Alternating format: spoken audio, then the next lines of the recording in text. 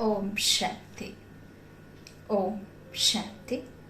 ओम शांति।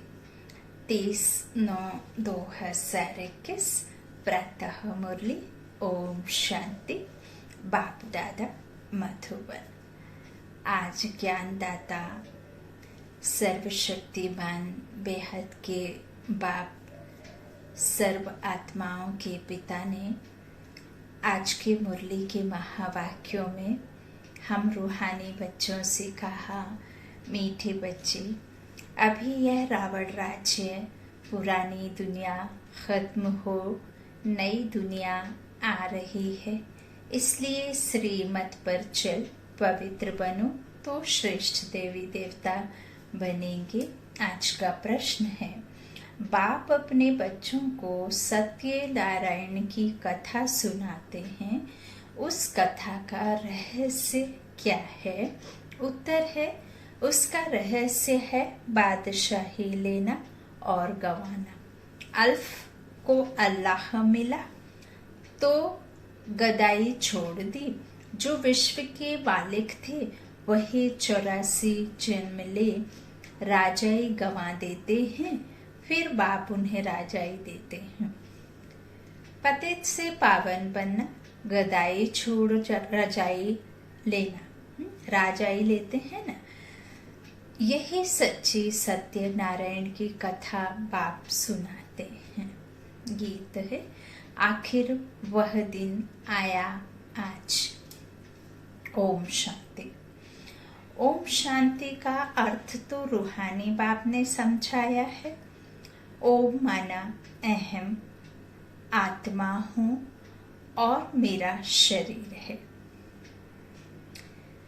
आत्मा तो देखने में नहीं आती है, यह समझ में आता है मैं आत्मा हूँ, यह मेरा शरीर है। जो दिखने में आता है वो शरीर, और जो ना दिखने में आती है, जो पार्ट इस तन के द्वारा बजाती है, वो आत्मा। आत्मा में ही मन बुद्धि है, शरीर में बुद्धि नहीं है। आत्मा में ही संस्कार अच्छे व बुरे रहते हैं, मुख्य है आत्मा। उस आत्मा को कोई देख नहीं सकते हैं। साइंस ने भी कितने परेशान हुए, कितने तरह से प्रैक्टिकल किया कि आत्मा को देखा जा सके, लेकिन किसी को भी सक्सेस नहीं मिली, है ना, सफलता नहीं मिल पाई ना, क्योंकि वो है ही ऐसी जो दिखने में आती ही नहीं, अदृश्य है ना। ऐसे ही परमपिता परमात्मा सर्वशक्तिमान अदृश्य शक्ति है, जिसे सिर्फ आप अनुभव कर सकते हैं, फील कर सकते हैं, समझ सकते हैं।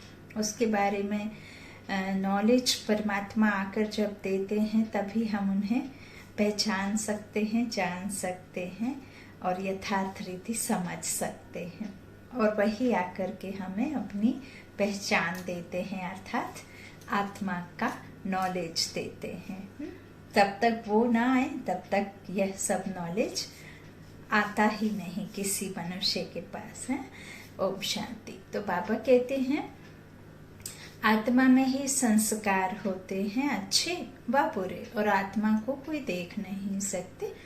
शरीर को आत्मा देखती है, आत्मा को शरीर नहीं देख सकता। जान सकते हैं कि आत्मा निकल जाती है तो शरीर जड़ हो जाता है ना, उसे ही जड़ जड़ी भूत कहते हैं, क्योंकि शरीर तो 5 तत्व का है, फिर वो उसके साथ कुछ भी करो। हाँ, जैसे ही आत्मा ने इस शरीर को छोड़ा, फिर उसके साथ आप खींचा ताने करो, चीर फाड़ करो, जलाओ या कुछ भी करो, उससे कुछ फर्क नहीं पड़ता, क्योंकि वो बेजान हो जाता है ना, जान तो चली जाती है।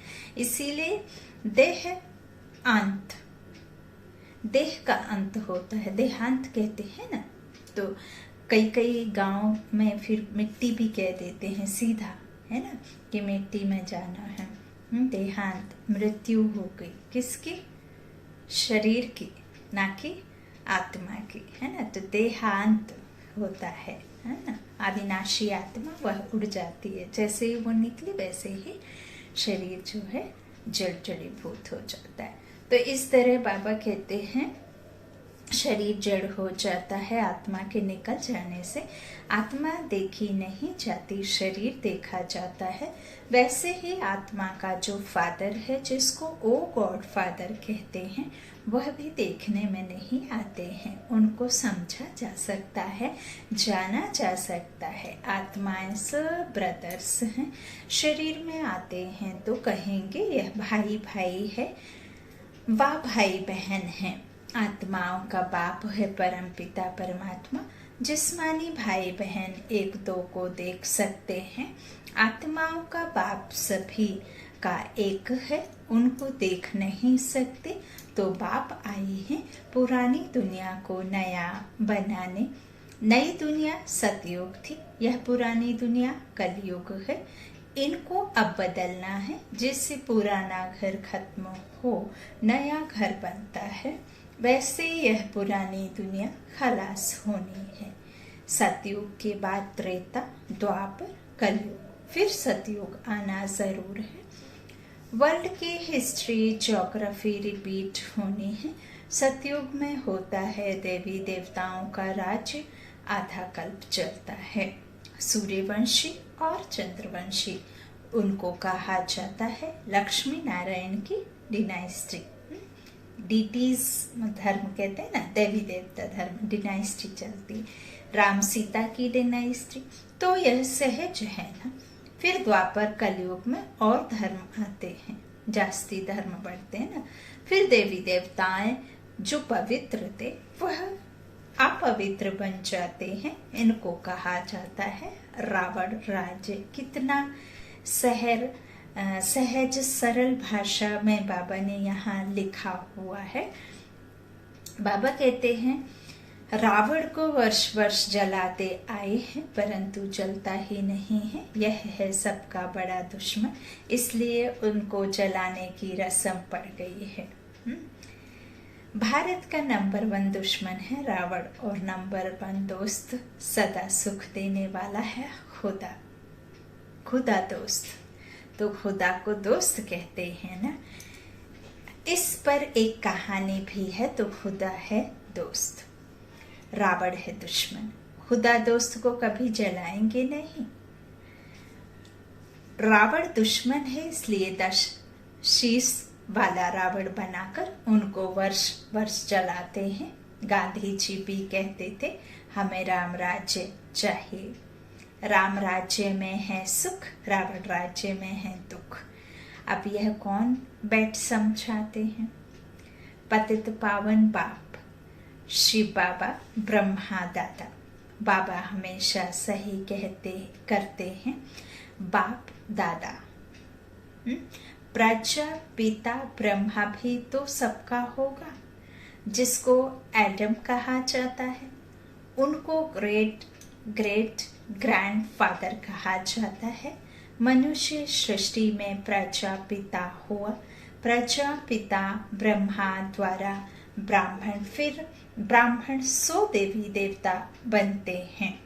देवता क्षत्रिय वैश्य शूद्र बन जाते हैं। जो 4 वर्णों में फिर ऐसे बांट दिया है ना, तो वो यहाँ आकर मनुष्यों ने अलग अलग वर्णों में बांटा रावण राज्य से। लेकिन यथार्थ में बाबा ने उसका भी अर्थ समझाया है कि ब्रह्मा, प्रजापिता ब्रह्मा कहाँ हुआ? यहाँ पतित दुनिया में। तो ब्रह्मा द्वारा ब्राह्मण बना। किसने बनाया? स्वयं परमपिता परमात्मा ने। ब्राह्मण, फिर ब्राह्मण 100 देवी देवता बनते हैं। ब्राह्मण के बाद ब्राह्मण की ही देवताओं से भी ऊंच श्रेष्ठ स्थिति और श्रेष्ठ महिमा गाई गई है ब्राह्मणों की, है ना। तो बाबा कहते वही देवी देवता बनते। फिर देवता क्षत्रिय वैश्य शूद्र बन जाते हैं। इनको कहा जाता है प्रजापिता ब्रह्मा। मनुष्य सृष्टि का बड़ा प्रजापिता ब्रह्मा के कितने ढेर बच्चे हैं। बाबा बाबा कहते रहते हैं, यह है साकार बाबा। तो शिव बाबा है निराकार बाबा। गाया भी जाता है, प्रजापिता ब्रह्मा द्वारा नई मनुष्य सृष्टि रचते हैं। यह है पतित दुनिया, रावण राज्य। अब रावण की आसुरी दुनिया खत्म हो जाएगी, उसके लिए यह महाभारत लड़ाई है। फिर सतयुग में इस रावण दुश्मन को कोई जलाएंगे ही नहीं है।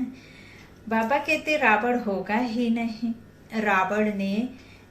रावण ने ही यह दुख की दुनिया बनाई है। ऐसे नहीं कि जिनके पास पैसे बहुत हैं, बड़े बड़े महल आदि हैं, वह स्वर्ग में हैं। उनको भी दुख तकलीफ होती है।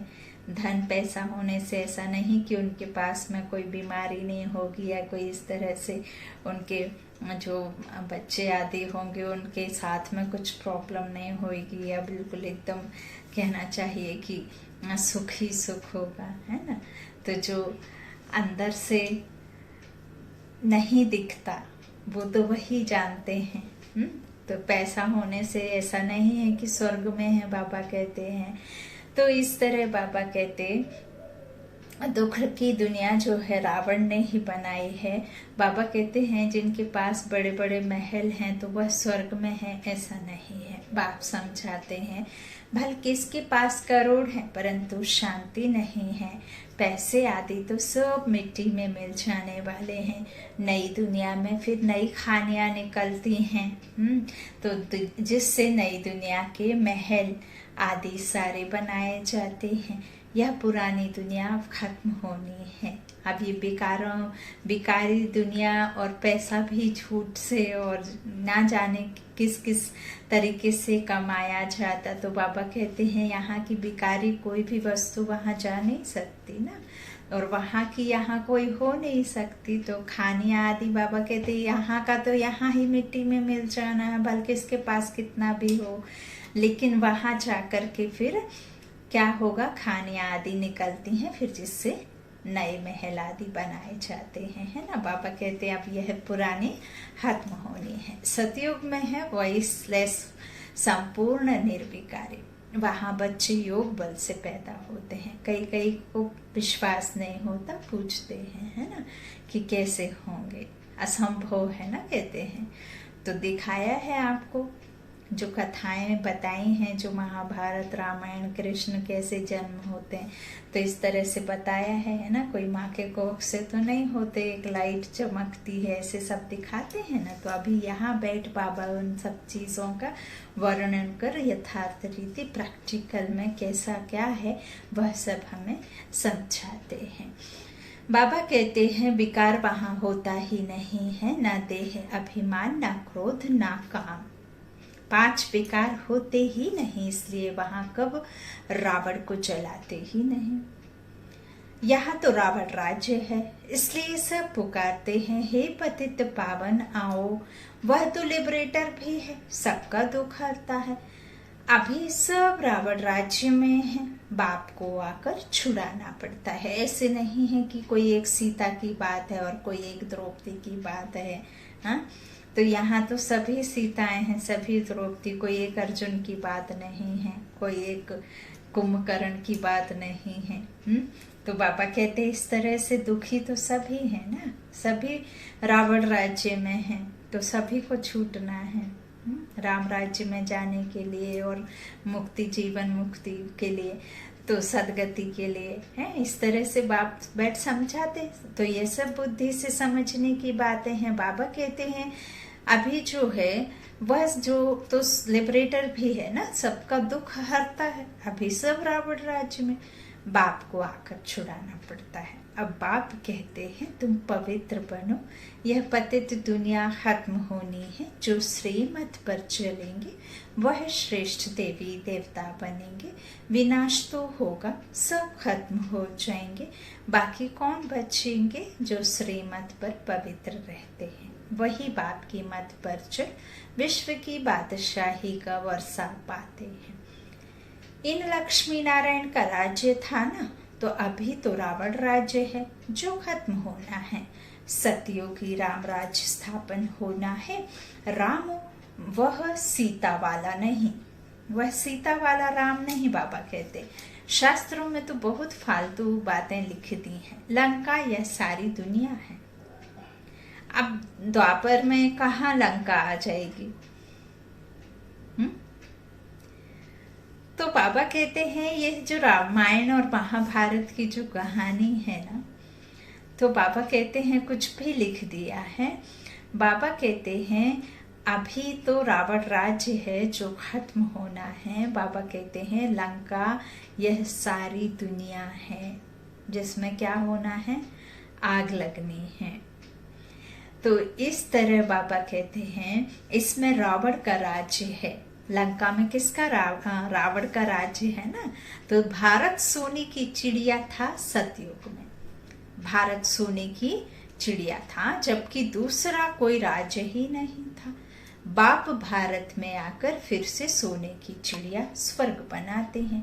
बाकी जो इतने धर्म हैं सब खत्म हो जाएंगे, समुद्र भी उछल मारेगा। बॉम्बे क्या था, एक छोटा सा गांवड़ा था। अभी सतयुग की स्थापना होती है, फिर बॉम्बे आदि रहेगा नहीं। सतयुग में बहुत मनुष्य बहुत थोड़े होंगे, बहुत थोड़े होते हैं। बाबा कहते ये मनुष्य सृष्टि रूपी जो झाड़ है ना, तो वो सबसे छोटा सतयुग में ही होता है, फिर जास्ती पिछाड़ी में धीरे धीरे बढ़ता है ना। तो इस तरह बाबा कहते हैं फिर कलयुग तक पूरा जितना भी जो भी झाड़ के पत्ते पुत्ती डाल डालियां सब कुछ निकल आते हैं ना। सबको इस रंग मंच पर, इस मनुष्य सृष्टि में आत्माओं को ड्रामा के लिए यहाँ आना ही पड़ता है ना। तो कल्प पूरा होते बाबा कहते हैं इस तरह से वह जो है बहुत थोड़े मनुष्य होंगे। कैपिटल दिल्ली होती है जहाँ लक्ष्मी नारायण का राज्य होता है।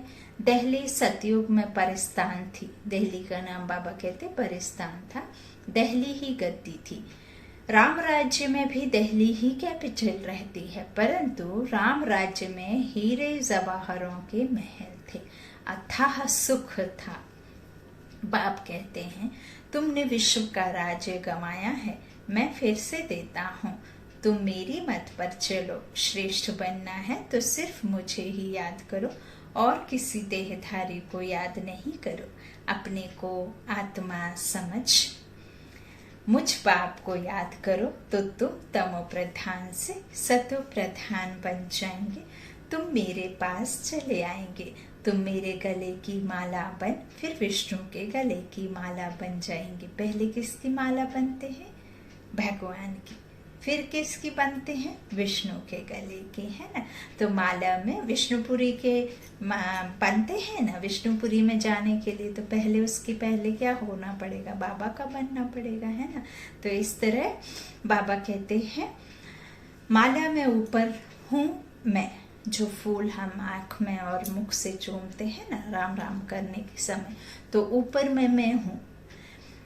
फिर युगल है ब्रह्मा सरस्वती, जो दो मण के उससे फूल से जुड़े रहते हैं, वो युगल ब्रह्मा सरस्वती।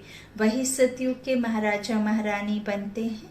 उन्हों की फिर सारी माला है जो नंबरवार गद्दी पर बैठते हैं। समझा? तो मैं भारत को इन ब्रह्मा सरस्वती और ब्राह्मणों द्वारा स्वर्ग बनाता हूँ। जो मेहनत करते हैं उन्हों के फिर यादगार बनते हैं। आत्माओं का रहने का स्थान है परम धाम, जिसे फर्स्ट फ्लोर शांति धाम, परम धाम, निर्वाण धाम जो भी कह लो, है ना। तो इस तरह से आत्माओं का रहने का स्थान है परम धाम, जिसको ब्रह्मांड भी कहते हैं। हम सब आत्माएं वहाँ स्वीट होम में रहने वाली हैं बाप के साथ। शांति धाम वह है शांति धाम। मनुष्य चाहते हैं हम मुक्ति धाम में जाएं, परंतु वापस कोई जा नहीं सकते। सबको पार्ट में आना ही है। तब तक बाप तुमको तैयार करते रहते हैं। तुम तैयार हो जाएंगे तो वहां जो भी आत्माएं हैं वह सब आ जाएंगी, फिर खलास। अब तुम जाकर नई दुनिया में राज्य करेंगे, फिर नंबरवार चक्कर चलेगा। गीत में भी सुना है ना, आखिर वह दिन आया आज। तो भक्ति मार्ग में धक्के खाते रहते हैं। बाप है ज्ञान सूर्य, ज्ञान सूर्य प्रगटा। सभी बाबा कहते हैं अभी तुम्हारी बुद्धि में सृष्टि के आदि मध्य अंत का ज्ञान है। जानते हो जो भारतवासी नरकवासी है वह फिर स्वर्गवासी बनेंगे। बाकी इतनी सब आत्मा शांति धाम में चले जाएंगे। समझाना बहुत थोड़ा है। अल्फ बाबा बे बादशाही। बाबा को याद करो और बादशाही ले लो, है ना, बेपरवाह बादशाह। तो अल्फ द्वारा बादशाही मिल जाती है, गदाएं खत्म हो जाती है। उसकी कहानी बाप बैठ समझाते हैं। यह है सच्ची सत्यनारायण की कथा। बाकी सब है दंत कथाएं। बाबा ही नर से नारायण बनने के लिए यह ज्ञान सुनाते हैं। हिस्ट्री ज्योग्राफी है ना। लक्ष्मी नारायण का राज्य कब शुरू हुआ, कब तक चला, तो कथा भी हुई ना। जो विश्व पर राज्य करते थे वह 84 जन्म लेकर बिल्कुल ही तमो प्रधान बन गए हैं। अभी बाप कहते हैं मैं क्या करता हूँ, वही राज्य फिर से स्थापन करता हूँ। तुम कैसे पतित से पावन, पावन से पतित बनते हो, वह सारी हिस्ट्री ज्योग्राफी समझाते हैं।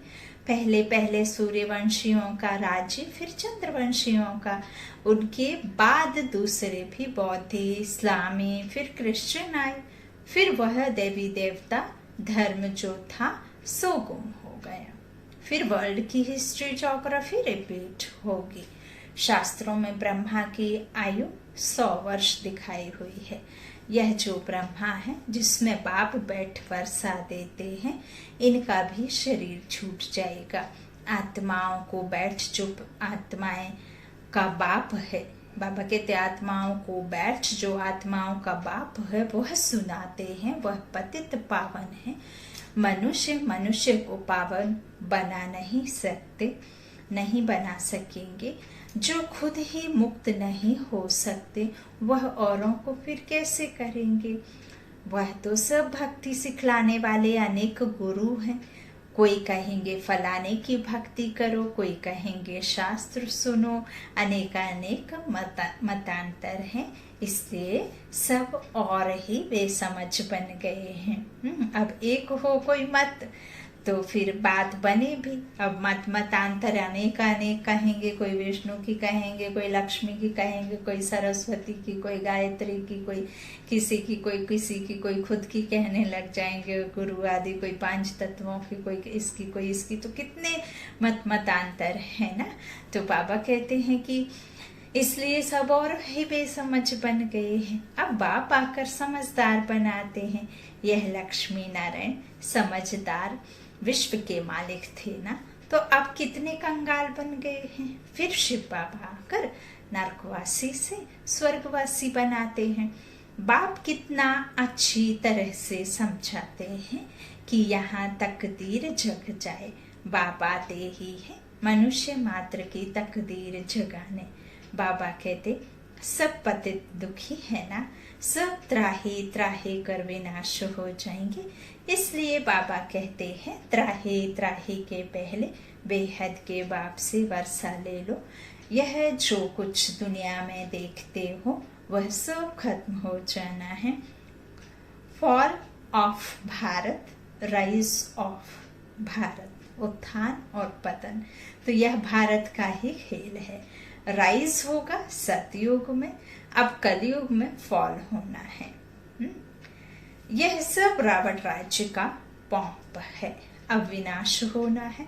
फॉल ऑफ वर्ल्ड, ऐसा नहीं कि कोई एक जगह का होता है, पूरे वर्ल्ड का होता है फॉल, है ना। हर एक एरिया, हर एक जगह से शुरुआत हो चुकी है या होनी है या हो गई, समझ लीजिए, है ना। तो fall of world, rise of world. सतयुग में कौन कौन राज्य करते हैं यह बाप बैठ समझाते हैं। राइज ऑफ भारत, देवताओं का राज्य। फॉल ऑफ भारत, रावण का राज्य। अभी नई दुनिया बन रही है, पुरानी दुनिया खत्म हो जाएगी। इसके पहले तुम पढ़ रहे हो बाप से वर्षा लेने, कितना सहज है। यह है मनुष्य से देवता बनने की पढ़ाई। सन्यासियों का है ही निवृत्ति मार्ग, वह धर्म ही अलग है। वह तो गृहस्थ व्यवहार छोड़ चले जाते हैं, उनका है हद का सन्यास। तुमको इस पुरानी दुनिया का सन्यास कर फिर यहाँ आना नहीं है, यह भी अच्छी रीति समझाना है।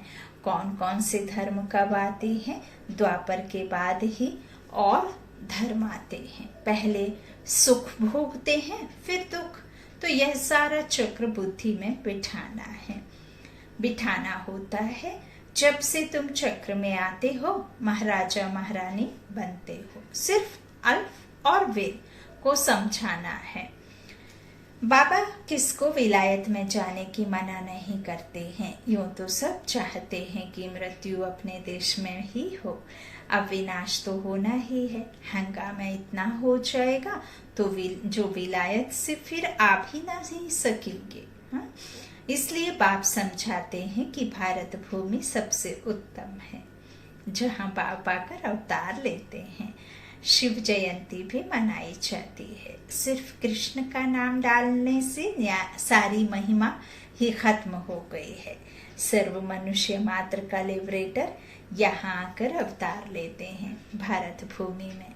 तो गॉड फादर ही है जो आकर लिबरेट करते हैं। तो ऐसे बाप को नमन करना चाहिए, उनकी जयंती मनानी चाहिए। परंतु कृष्ण का नाम डालने से सारी वैल्यू गुम कर दी है। क्योंकि बाप बेटे का जो बायोग्राफी है उसको क्या किया है, मिक्स कर दिया है। इसलिए सभी मूंझ गए हैं, कंफ्यूज हो गए हैं ना। तो बाबा कहते हैं उस बच्चे का नाम डालने से ही क्या हुआ, पूरी वैल्यू ही गुम कर दी है। नहीं तो भारत सबसे ऊंच तीर्थ है। अब रचना जो है उसकी ही डाल दी। हाँ, तो रचना कैसे करेगा? रचता रचना करेगा ना। तो अब रचता को छोड़ दिया और रचना को डाल दिया। तो रचने वाला जो है वो तो रचता बाप है, उसे ही भुला दिया है ना। तो वह बाप यहाँ ही आकर बाबा कहते हैं इस तरह से क्या है। अदरवाइज बाबा कहते हैं अगर कृष्ण का नाम नहीं डालते तो भारत सबसे ऊंच तीर्थ है। तो अब वह बाप यहाँ ही आकर सबको पावन बनाते हैं। तो यह सबसे बड़ा तीर्थ ठहरा, सबको दुर्गति से छुड़ाए सदगति देते हैं। यह ड्रामा बना हुआ है। अभी तुम आत्माएं जानती हो, हमारा बाबा अपने शरीर द्वारा यह राज समझा रहे हैं। हम आत्मा इस शरीर द्वारा सुनती हैं, है ना। तो बाबा कहते हैं आत्माभिमानी बनना है, अपने को आत्मा समझ बाप को याद करो तो कट निकलती जाएगी और पवित्र बन तुम बाप के पास आ जाएंगे। जितना याद करेंगे उतना पवित्र बनेंगे, औरों को भी आप समान बनाएंगे तो बहुतों की आशीर्वाद मिलेगी। ऊंच पद पान लेंगे, इसलिए गाया जाता है सेकंड्स में जीवन मुक्ति। आज बाप दादा का याद प्यार, मीठे मीठे सिकी लाधे बच्चों प्रति माता पिता बाप दादा का याद प्यार और गुड मॉर्निंग। रूहानी बाप की रूहानी बच्चों को नमस्ते। हम रूहानी बच्चों की रूहानी माता पिता बाप दादा को याद प्यार और गुड मॉर्निंग। शुक्रिया बाबा, मीठे बाबा, प्यारे बाबा, सबका साथी सबका सहारा। धारणा के लिए मुख्य सार है, पहला बाप के गले की माला बन विष्णु के गले में पिरोने के लिए संपूर्ण सतो प्रधान बनना है। एक बाप की ही मत पर चलना है। दूसरा, ऐसी सेवा करनी है जो अनेक आत्माओं की आशीर्वाद मिलती रहे। त्राहे त्राहे होने के पहले बाप से पूरा वर्षा लेना है। आज का वरदान है, ताज और तिलक को धारण कर बाप दादा के मददगार बनने वाले दिल तख्त नशीन भव। जब कोई तख्त पर बैठते हैं तो तिलक और ताज उनकी निशानी होती है कि नहीं? तिलक भी माथे पर और तख्त भी रहता है सर पर, है ना। तो इस तरह से जब कोई तख्त पर बैठते हैं तो तिलक और ताज उनकी निशानी होती है। ऐसे जो दिल तख्त नशीन है उनके मस्तक पर सदैव अविनाशी आत्मा की स्थिति का तिलक दूर से ही चमकता हुआ नजर आता है। खुद को लाइट और माइट समझना, तो अविनाशी अर्थात अव्यक्त स्थिति में खुद को सदैव अनुभव करना। तो आत्मा की स्थिति का तिलक दूर से ही चमकता हुआ नजर आता है, जिसमें बेकार की परछाई नहीं होती। सर्व आत्माओं के कल्याण की शुभ भावना उनके नयनों से व मुखड़े से दिखाई देती है। उनका हर संकल्प वचन और कर्म बात के समान होता है। आज का स्लोगन है, सरल याद के लिए सरलता का गुण धारण करो, संस्कारों को सरल बनाओ। स्लोगन है, सरल याद के लिए सरलता का गुण धारण करो, संस्कारों को सरल बनाओ। ओम शांति, ओम शांति, ओम शांति।